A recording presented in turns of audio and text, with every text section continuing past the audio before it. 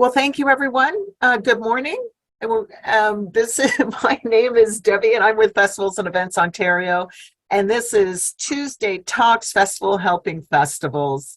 And my cohort today again is Marnie Lapierre. Thanks, Marnie, for joining us. Hello, hello. Hello. Hello. All right. So we have our topic today is networking and marketing your event. So that's what we're doing today. Just again, another reminder, this is the last episode of the season of Tuesday Talks Festivals Helping Festivals. We'll start again in the fall. And looking for any suggestions of topics, people that you are interested in hearing about for those. So, okay, Marnie, over to you. Well, good morning, everybody. I hope that your day is not as cold and snowy as it is up here in Northern Ontario. I'm located up in Timmins. I've been with FEO for a little while now, and I am the owner and consultant for Northern Events and Tourism Consulting, and I have about 25 years of experience in events in this part of the province, and expanding outward now. So one of the last topics that we're looking at today is the importance of networking your event. And there's three subtopics that I'd like to touch on that we can all engage with. The first one is the difference between networking and marketing, identifying your network, and engagement pre, during, and post. Now, these three topics we could talk all day about because it's so important to a successful event. We're going to try and cram this all into an hour, and I'm going to try and keep as succinct as possible, but I really like to see some engagement because you're all bringing some great experiences of your own, and I think it's a great way that we can engage and support each other through the industry, because a healthy, supportive industry makes for a lovely, bright, vibrant province. So let's work together on it. So the difference between networking and marketing.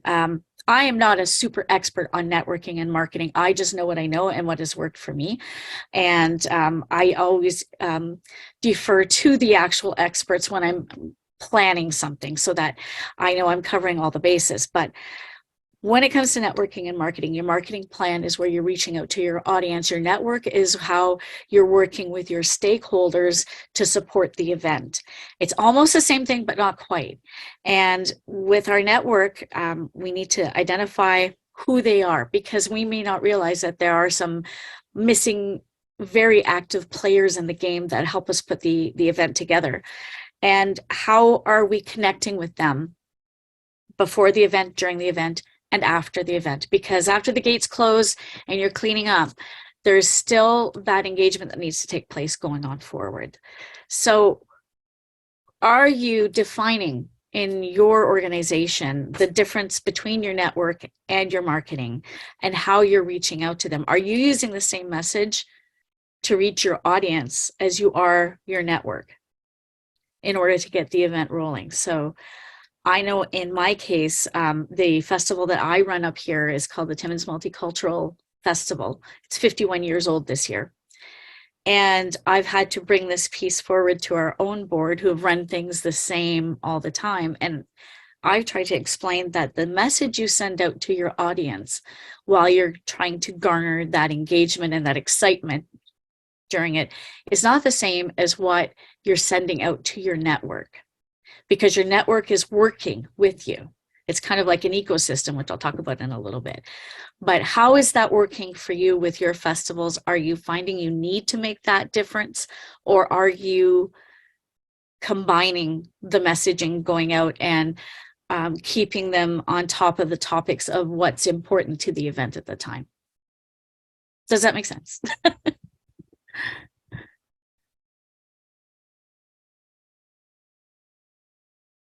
Anybody have any feedback, input? I mean, this is about festivals helping festivals. So, okay, Chris. I can't find my little hand symbol, so I'm just gonna I'll just raise my hand. Marnie, thank you. I agree with you that there is a difference between networking and marketing for our audience. And we network with our local counselor our MPPs, we at all levels of government, we have them involved with the South Side Shuffle. They send out sort of recognition that we use to send to other stakeholders to say we support the South Side Shuffle. And that is on a yearly basis. We will organize events and invite our stakeholders. We use social media with our stakeholders different than we do with marketing. So we have games, social media games, where we'll have, say for instance, Brightwater Properties. We'll have like a match game where audience people can go in and select, okay, who matches what. It's a game and they'll win a pair of tickets. But we also tag all of our stakeholders on this. We also get Tourism Mississauga involved with what do we have to do to spread the word? How can we use your network to help our network and integrate it? So we try on a local level, we get the BIA involved as well. As I said, our local councillor for Ward 1, anything that goes on in Port Credit, our mayor is very, very involved. And we reach out to anyone that sponsors us, even on a small level. We tag them on everything and constantly communicate. We have a newsletter that goes out to our stakeholders as well to keep them in the loop. And that's monthly throughout the year to let them know what's going on with the South Side Shuffle. We have a survey that we do after the shuffle with our stakeholders to make sure that we're on the right track with them. I don't know if this is the kind of information you want to hear, but that's what we are doing. Any information is awesome to share with us, because what you might implement, somebody else may not have thought to do, or the process that you have. So it's kind of almost like brainstorming what we do here on the monthly basis. So no, this is fantastic. Thank you for sharing that with us. You're welcome. Absolutely. Does anybody else want to jump in with I have a question. So just one of the things that I was thinking of is, we have two suppliers on this call that I can see right now. Do you engage, do festivals keep suppliers engaged with what's going on too? Because, and suppliers, so I'm talking specifically about Kyle and Angela. Are you engaged with the industry, with your members, not members, but with your clients? And how do you help pass that information on? I'm just curious because, yeah, is that a good question, Marnie? It is. Yeah. Okay, Kyle, go. And then Angela, because I see your mic is open too. Yeah, so I think we would, I guess, certainly fall under the network portion of what Marnie was talking about, since we're not necessarily the intended audience, but are kind of there as the support people that help. So there's certainly, I think, we get involved from festivals, we get involved in their marketing that goes out to their audience beforehand to sometimes advertise that we're going to be there, or we're included in part of the marketing assets and in photos or advertisements. And then there's kind of the supply information that we get, the things that we're going to need to know as part of being involved, kind of the more logistical aspects. How we engage with festivals pre, during, and post. We try to engage festivals, our clients, in our social media, letting people know through our networks where we're going to be, so that they can find us at their festival, what we're going to be doing there. We try to post during the event to provide real-time kind of not reporting, but sharing real-time moments of what we're doing at that festival so that people can join in, and then looping the festival in as well, post by sharing albums, videos, memories from the festival, so that we help extend their reach as well. While we're on site as well, we try to help share encouraging people to tag photos with us, so that we're extending their social media reach as well, and helping provide them the assets that they need, in extending their reach and digital footprints. And in some cases, that's actually led to people coming up to us at festivals saying, yeah, we saw you on social media and wanted to come down and see what was going on. So that's, usually kind of how we're looped in through as part of the network side. I don't know if Angela has anything to add. Well, I just find since we're like the insurance piece, we're probably like way in the background that nobody wants to really talk about. And we're more on that risk management side. So unless we get invited or the broker invites us to these events, we generally don't go unless we actually are part of the risk management for inspections. That's all I could say. As again, we're just making sure that the event on logistically is going to run properly on an insurance standpoint. But as for advertising and traffic, we generally are not involved in that unless again we've been invited to come, and then we would actually then put it on our social media page. Generally, when I'm out at conventions, I generally advertise to come and see me, and the various brokers would come and see me. But I think again, we're so a bit removed from the situation that it more be the brokers that are involved, since we generally don't have a lot of contact with the client directly. Okay. And I know as suppliers, you could be going crazy because you have so many clients who are in the festival world. You can't go to them all. I understand that. But it was just like, how do festivals engage the people that are helping them put the event on? From, ground crews to food vendors to entertainers. So for us, again, it is usually that connector piece is the broker. And sometimes when the broker is asking on an insurance base, I try to make sure that I have various other insurers that do other things besides what we do and our space, so that I can help the broker with that piece for the client. So, for example, K&K, we don't do production, but there's a media reel and front row that I would tell the broker to go to get that piece of insurance, so that piece is covered. So we try to be more on a resource basis and a risk management basis for the festival, so it runs as successfully as it can be. Looking at simple things of attendance and is there enough water, things that we'd ask those questions. Is there going to be enough water because of the heat? Is there enough food? There's enough shade, those general things to make sure the event runs smoothly. Got it. Well, I think they're all great. It's great input because just for a successful event. Oh, sorry, Marnie, I'm taking over. That's okay. You're doing a great job. Kyle, you had, Yeah, I just wanted to add a thing there, because I think it is a great question, because if you're separating out who your network is from your audience, I know from an event producer's mindset, sometimes when you're starting to advertise the event, you're thinking that it's also reaching your network and letting people know that you rely on to help put on the event, that they're also getting caught up in that wave of information.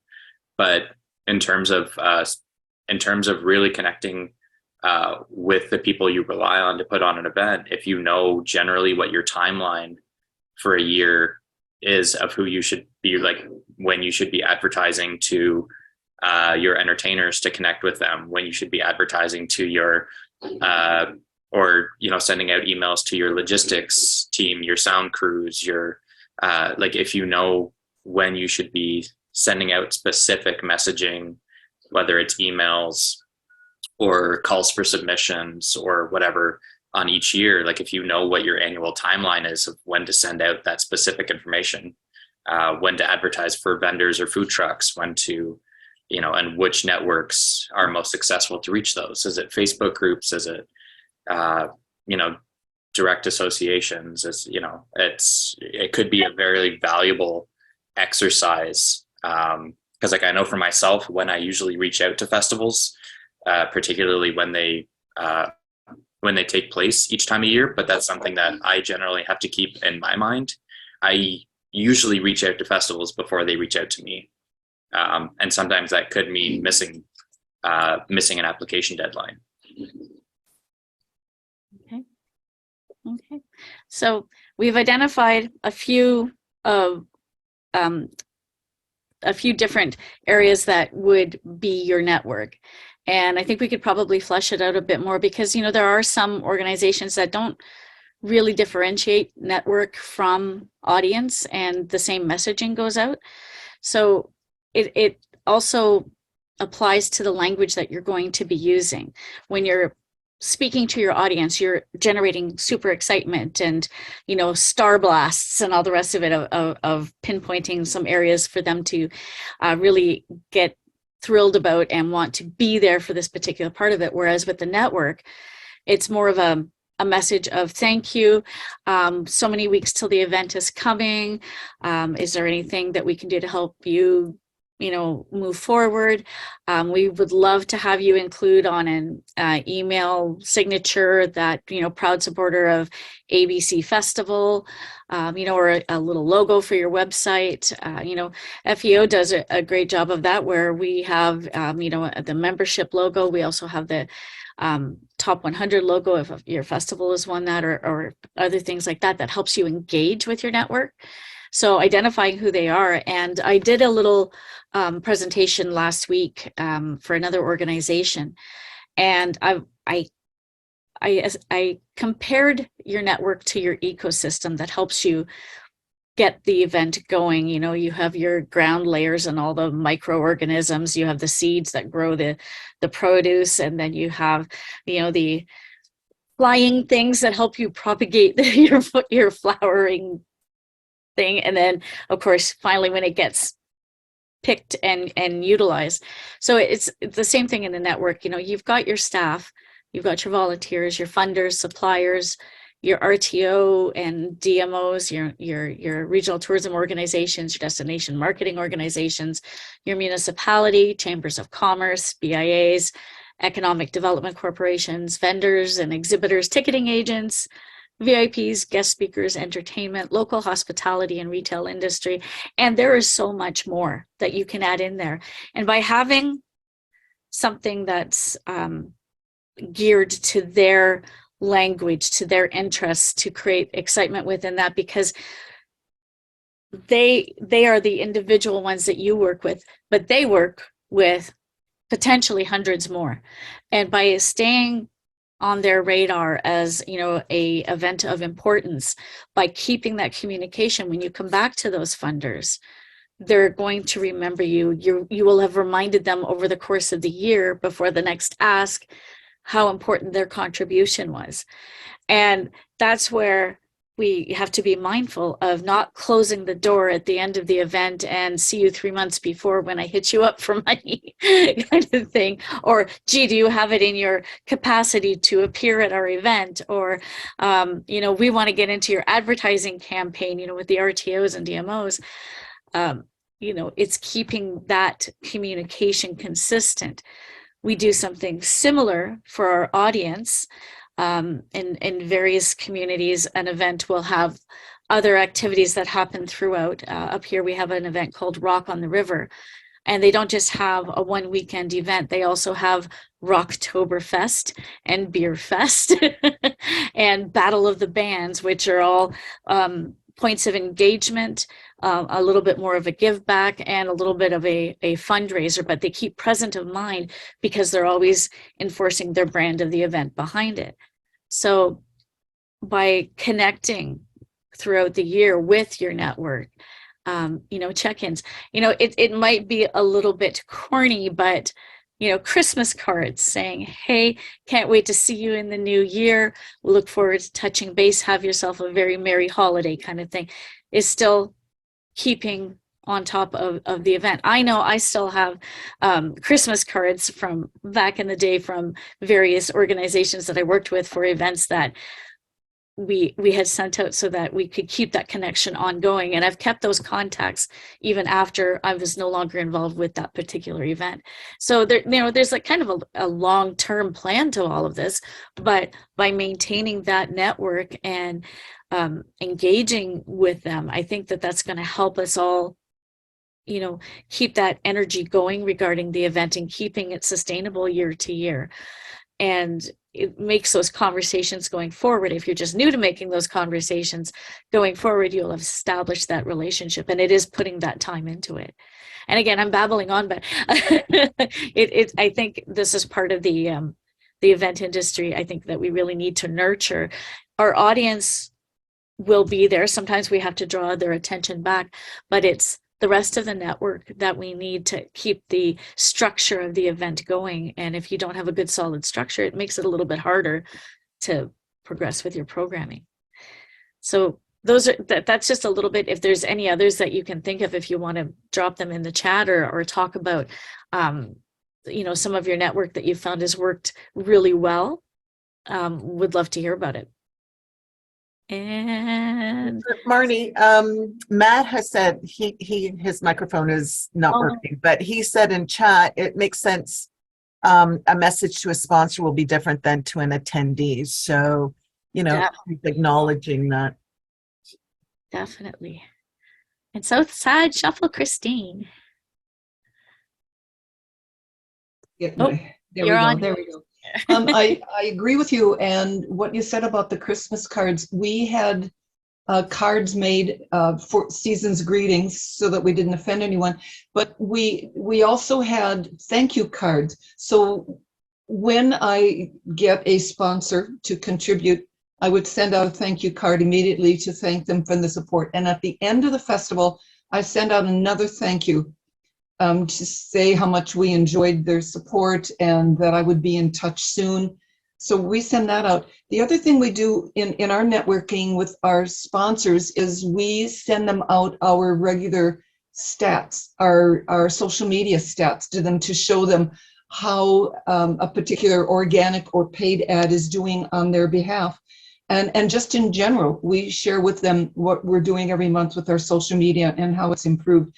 This is so important, at least to our sponsors and our network, to keep their ROI is so important to them. And this is how we keep in touch with them on a regular basis. We also invite them to our ribbon cutting. When we open the Street Shuffle, they're invited to speak. They're invited to speak at our media launch. So we try to engage them all year round. But what you said about the thank you, it means so much to them. It really does. It's personal. It takes it, you're not just after my money. We want their money, but we really want to establish relationships. And that's very, very important in networking. That is very true. And, by engaging them, especially your sponsors, you're helping them reach their target market because, you would hopefully align your sponsorship package to meet with their needs. Yes. Something that I've learned along the way is that what package A will do for one corporation will not necessarily meet the needs of another. So, you kind of juggle it around to make sure that, they get what they need. If they want an interactive activation station where they can engage right there with your audience. Oh, fantastic. Some just are happy with the name on the poster, but others want a little bit more engagement and they want, so by providing them their needs and making that personal touch by checking in with them, I think that makes a lot of sense. And I've seen it be successful. Kyle. I just wanted to mention that I think that's great what the Shuffle's doing, because that was also a big shift in experiential marketing as well. Is it used to just be that you would share the numbers of people who came through, but if you're actually able to demonstrate and quantify the ROI for the social media around it, then it's not just the numbers of people who are seeing it and getting impressions at your event footprint. You're showing how you're helping to extend their brand reach throughout the year and demonstrating their community impact, which I think is it's a really important and really awesome lesson for event sponsorship. Definitely. Okay, so the next little topic that I was going to move on to, the engagement pre, during, and post event. I think we kind of blended into that as well, but are you, like, we all have these marketing campaigns to various levels for our events, and hopefully structured along so many months before, so many weeks before, and then the days before, how you amp it up. Is that something that you consider doing with your outreach to your network, having something very scheduled throughout the year, the pre-event, like, once you have them signed on, during the event, is there a touch point that you're making during the event? For example, I did it one year for the Great Canadian Kayak Challenge. The field was at max capacity, and you could see all our branded logos across the field, of our various sponsors. And I stood back and took a picture of it. And then I mass emailed it out to them, even though it was right during the event. Some were in attendance, some were not, saying, look at how your brand is reaching right now. Thank you so much for your support. Because of you, we're able to give all these people this great experience. And I got such great feedback of it. And it was just a spur of the moment little idea that I had. I get a lot of those. And so I've tried to incorporate that when I can going forward. And then it's the post event. It's carrying on afterwards. As you said, the thank you letter after the event, the season's greetings, Happy New Year. If you happen to know more about that individual or that group that supported you, it's engaging them a little bit further, whether it's a phone call, checking in. If you happen to know when they make their budget set for the following year, just saying, hope you think to include us in. Are there any changes that you'd like to see us make on behalf of your sponsorship package? Even before you even start the ask, keeping that kind of present. Is that something that the rest are doing? Have you got something that's really worked well, or is there something that you have questions on about it? We're all here to help.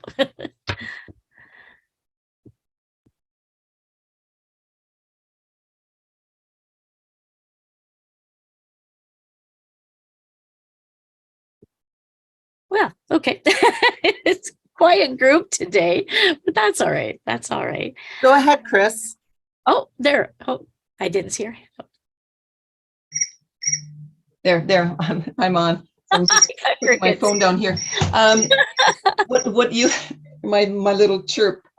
There, it stopped. Sorry about that. You brought out a very, very good point, and it is what we do after the festival is over. And I've sent out my thank you. In that thank you note, I mentioned that I'm going to be in touch to get their feedback on what they appreciated most, what we could do to improve. And I always ask the question about the budget. So you're so right. The other thing that I do, I believe that you need to establish relationships with your sponsors. It's not just once asking them for money and sending out a card. I keep in touch. I'm in charge of sponsorship, so I keep in touch with them on a year-round basis. If I know they've got a birthday or anniversary coming up, I send them an email to recognize that as well. We also hired a social media manager who works year-round for us now, but during the festivals, she's always taking pictures of their logos and their areas and what's going on and sending them to them right away and saying, hey, you sponsored this band. You are presenting Kim Mitchell. Here's what Kim Mitchell's doing right now. And we send a picture of the entire park filled with people with their logo up there. So you're so right. This is very, very important to touch base, find out what they want to achieve. We will do a discovery. Even if we've been dealing with a sponsor for years, we do a discovery where we talk to them about what's changing with them, like Tim Hortons. Things are always changing with Tim Hortons. We need to know what's important to them for us to get that message out to them. You're quite right on that, Marnie. Yes. Thank you. It's nice to be right once in a while. But I know we've kind of leaned the conversation towards sponsors. I think it's equally as important to ensure that we've structured communication with the rest of the network. Your volunteers are your people that are on the ground firsthand experiencing the event from the supportive side as opposed to the audience side. And they see everything that goes on. And they will tell you everything that goes on usually. So by creating a communication with the volunteers, getting their excitement, they're going to be telling everybody what they're doing for the event. They have their own vast networks, whether they're teenagers or they're adults. Somebody will say, hey, coming out to the cottage? No, I'm volunteering at ABC event this weekend. Oh, and they're getting that word out, and they'll be telling people about it. And you need to utilize that network and engage with that network to make sure that the correct information is going out first and foremost, and that they're excited, just as excited as you, to talk about it. Usually volunteers for an event are there with an excited look on their face and happy to help out. It's a little bit different than an in-office volunteer who, it's a different energy. Supportive, but a different energy. So you want to utilize that energy as they're talking with their networks. And we've even created over the years for different events, pieces for our volunteers that, just in case somebody asks you and you didn't know, we've got a few points for you. And whether they, download it to their device or they have it in paper format, then they're able to speak to the event, and you're keeping them engaged and you're empowering them with the message of your event.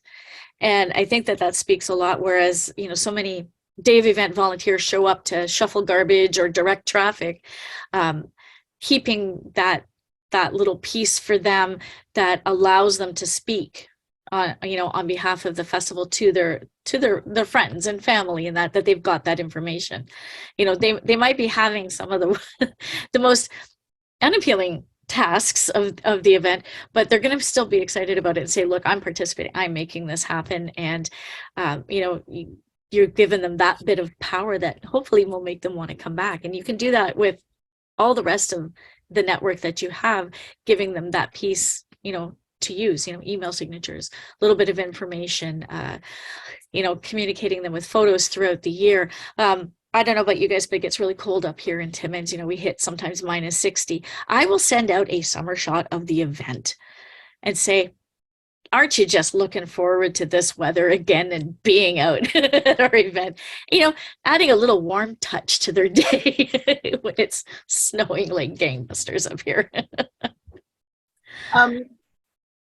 Just before we go to Chris, Angela had unmuted. Do you still want to say something, Angela, or?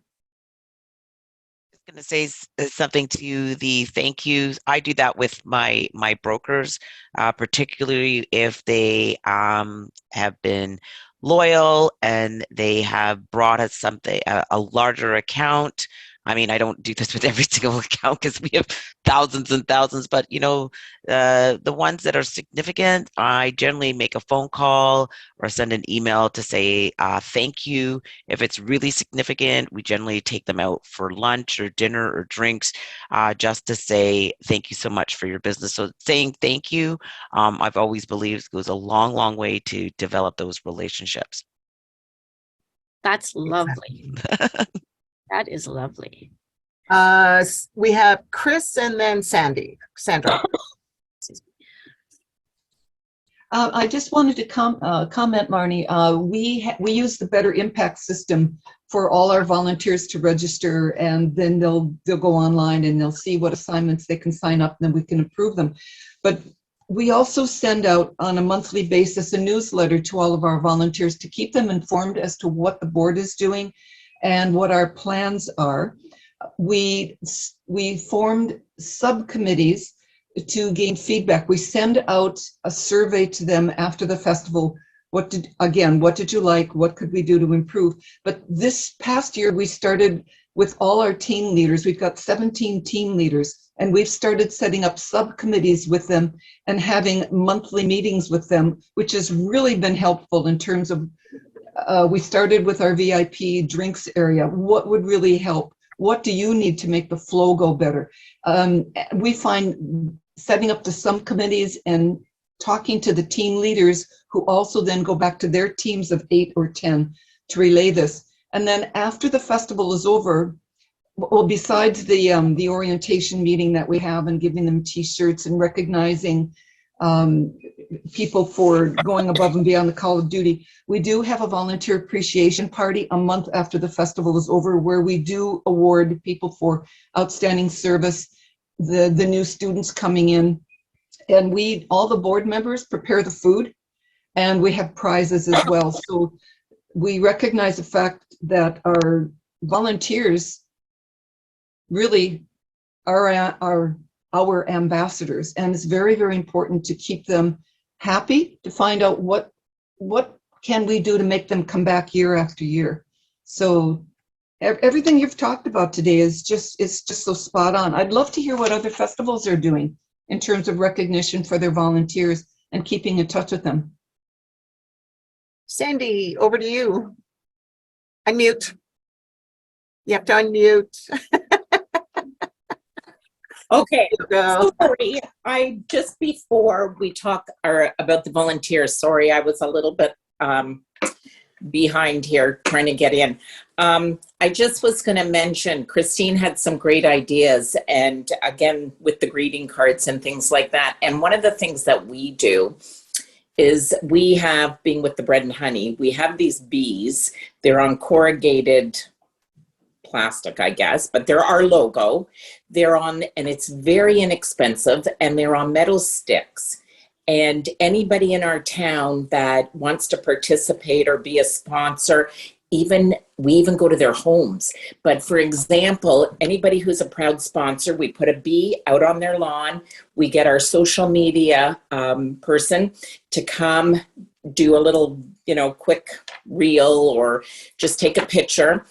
And then we have proud sponsors. So for example, our home hardware is right sort of on our four corners, and we put bees all the way along. And you know what? It's just so amazing to see people start honking. Like, they get so excited, and we know we're going to lose some people. People have pre-parties, and we see our bees by their back doors as they're bringing them in. But not for the most part, we keep most of them. But you know what? We actually feel we're excited that they want to start bringing them into their neighborhoods and their backyards and their front lawns. But even some of the people where they live in our neighborhood will go put bees on their front lawn. So that is something, if you have your logo, or, it just brings a lot of life to the town or through your community. And one of the other things we've done is we started to make relationships with some of the hotels where you can get a weekend stay. And now they're actually looking at wanting to have a little shuffle where they go back and forth, back and forth, taking people to the hotels and back. So that's gotten really a nice involvement for us as well. It also helps with it when people are drinking, so that's nice. And we give big shout outs for that. And the other thing that we've done, we're very big about shop local, dine local. So we do a connection with our town as well. And Kyle's been a great part of that, bringing some umph from our town down to the park. So it's nice to connect, because we're 30 acres, but we want to keep the town, part of it as well. So that was just a few ideas that we have. Oh, I was just going to say one other thing. For my sponsors, I've changed my dentist over the years, my bank, where I buy my cars. We have 4 GMs in our driveway, but they donate to everything. So it's amazing. So it's just really nice. And they always give you a deal, to not just have your sponsor. We do send out the cards as well, but if throughout the year you go in and you can visit them, or like I said, we would always support all the restaurants, whoever supports us, we always make a point of having meetings there or shopping in their places. So that's just my involvement with again, we're in a small community. So like Christine, it really helps if you have that tie in. Thanks, Sandy. Kyle, you had something? Yeah, well, first I wanted to mention that people especially honk with those bees when Sandy and I are dancing with them, and taking out the stilts, and Sandy's out there dancing with us with a bee in her hand. that we have the video proof. Um, but it's great because, like, you know, the bees that are all up and down Streetsville, I mean, it would be great I saw Christine, like, it looked like a light bulb went off. Like, how great would it be if it was even like musical notes or something like that? Signs everywhere. Good idea. Yeah. But I also wanted to mention that, like, I think something that's common that's coming through all of these is just the importance of relationships. Like, whether it's your sponsor, whether it's your volunteers, whether it's your talent, all of these are just relationships with people, and finding how can people feel connected? How can people feel valued? How can the people who you have out at your event caring for other people, how can you make them feel like they're cared for before and after the event? Like the volunteer appreciation parties that the Shuffle puts on. I know that I've been down there at some of them too, and it's great. It's an event in itself that they feel is being put on just for them, and the board is out there cooking for everyone, and, you know, showing them the same care and appreciation back. Sandy saying that she's changed where her dentist is or where she buys cars is because it's not just about, you know, getting the value of those sponsor dollars. You're also giving back and reciprocating that relationship. And even, like, for myself, like, I know being part of FEO for the past number of years, it gives me a platform and a place to check in with people, a way, whether it's like Tuesday Talks or at conference. It's a way of just, you know that we're all getting together to check in, to, you know, get face to face again. And one way of helping to maintain those relationships, because that's, like, next year I'll have been in the industry for 20 years. And the only reason I'm here is because of the relationships with everyone who've kept me working for 20 years, who've, like, come back year after year. And that's, you know, it's a valuable thing. It's, and many of them have become not just clients, but have become friends over the years. So, you know, I think it's just an important note of just, you know, when you're trying to keep in mind, what can we do? How can we keep people? It's just, these are people that we have as part of our network, and how can we respond with that human touch? How can we make them feel included and make them feel valued? Absolutely. Mm-hmm. Kyle's absolutely right. And I love what FEO has done for the industry, because I've been involved for 8 years. I was the shy person who didn't want to talk to anyone because I didn't know my way around the conference. Debbie and Ann from FEO took me under their wing, and from there I have gained an education that's just unbelievable. So sorry, I'm getting a little choked up and I'm coughing from a cold. So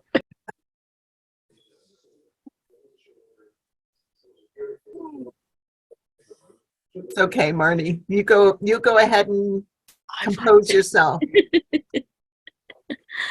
Yeah, and you know, I will say that you have taught me a lot too, you know, coming to Tuesday Talks. I mean, the networking that we do, not only at the conference, but on these calls, has educated me and has made me feel closer to you. And for that, I just think it's really important. And if that's just a small microcosm of what you're doing with your festivals and your events, you know, it's working.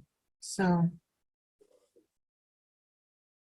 And I love that everybody is sharing, you know, and I know that there's some shy individuals. There has been at every single one that we've had over the last year.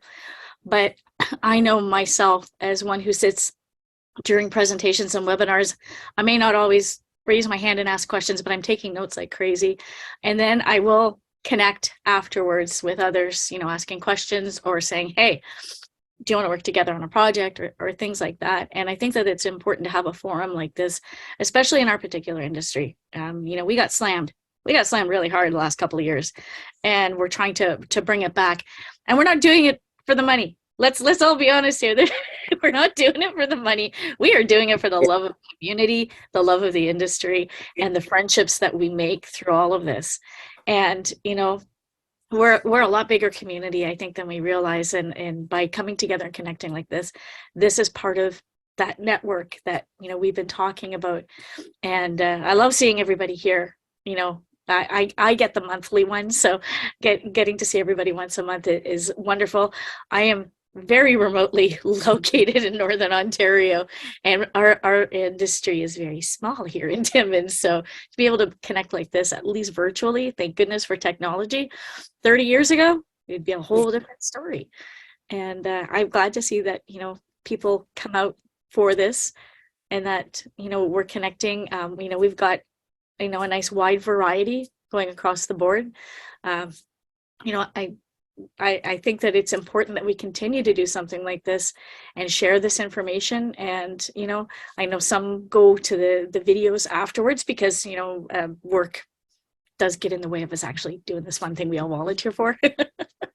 But, if there's going forward, if there's any topics that you want to talk about, and, make sure that it's on the agenda starting in September, definitely reach out to any one of us at FEO and say, hey, we want to put this part in, or if there's somebody you want to hear speak, or you've got something to share. We like the sharing of the the overcoming the challenges and successes and surprises that we sometimes get with events.